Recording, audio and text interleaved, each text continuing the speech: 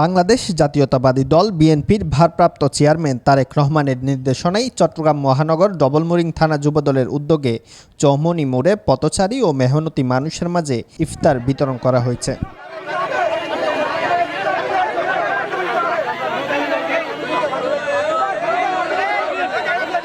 সোমবার ১৬ রমজান ইফতারের পূর্ব মুহূর্তে ডবলমুরিং থানার চৌমুহনী এলাকায় ৫ শতাধিক মানুষের মাঝে এই ইফতার বিতরণ করে তারা।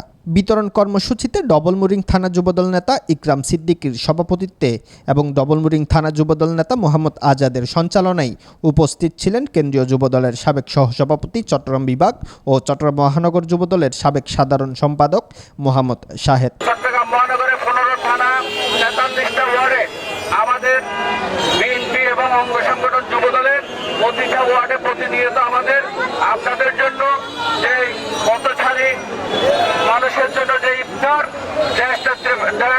তারেক রহমানের নির্দেশনায় আমাদের যে আজকের ইফতার সারা বাংলাদেশের ব্যাপী চলমান।